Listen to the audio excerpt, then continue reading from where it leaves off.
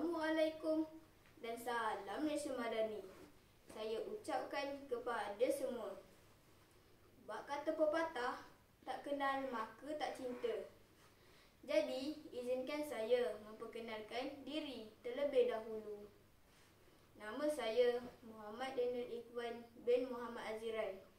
Saya berumur 12 tahun dan saya bersekolah di SK Wira yang terletak di Kuantan, Pahang. Kod sekolah saya ialah CBA 4090. Saya mempunyai azam dan cita-cita untuk menjadi seorang polis dan hobi saya ialah membaca. Hari ini saya sangat teruja untuk berkongsi salah satu buku cerita kegemaran saya yang bertajuk Si Tanggang.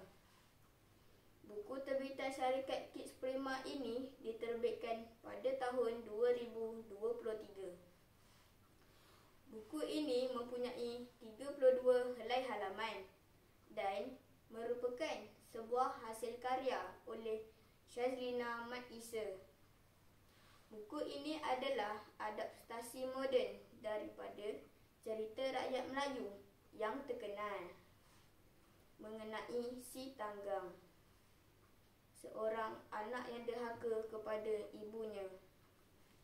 Dalam versi ini, pengarang memberikan sentuhan baharu dengan menekankan nilai-nilai positif dan pengajaran yang relevan untuk generasi masa kini. Cerita bermula dengan Si Tanggang, seorang pemuda yang bercita-cita tinggi untuk mengubah nasib keluarganya yang miskin. Dengan restu kedua-dua ibu bapanya, beliau memerlukan pengembaraan untuk mencari rezeki dan kekayaan. Berkat usaha dan kerajinannya, Si Tanggang berjaya menjadi nahkoda kapal yang disegani. Namun, apabila tiba masanya untuk pulang ke kampung halaman, beliau berasa berat hati dan malu dengan asal-usulnya. Pertemuan semula dengan ibu bapanya menguji nilai-nilai kekeluargaan dan kesetiaan Si Tanggang.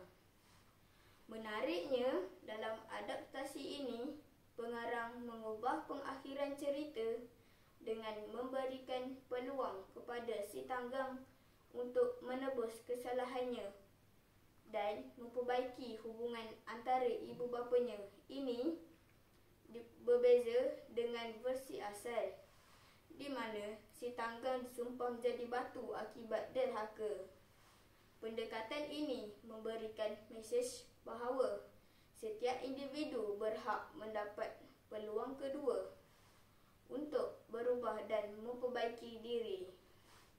Buku ini sangat sesuai untuk dibaca oleh kanak-kanak dan remaja kerana ianya mengandungi pengajaran tentang kepentingan menghormati ibu bapa, tidak melupakan asal-usul kita dan sentiasa bersikap rendah diri walaupun telah mencapai kejayaan.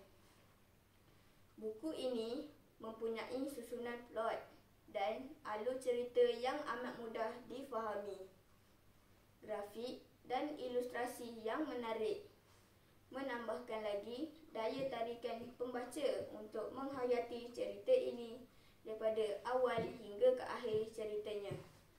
Secara keseluruhannya, Si Tanggang oleh Syazlina Mat Isa adalah sebuah hasil karya yang berjaya menggabungkan elemen tradisional dengan nilai-nilai moden, menjadikan relevan dan bermakna untuk dibaca oleh generasi masa kini.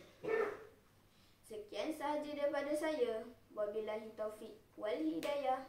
Wassalamualaikum warahmatullahi wabarakatuh.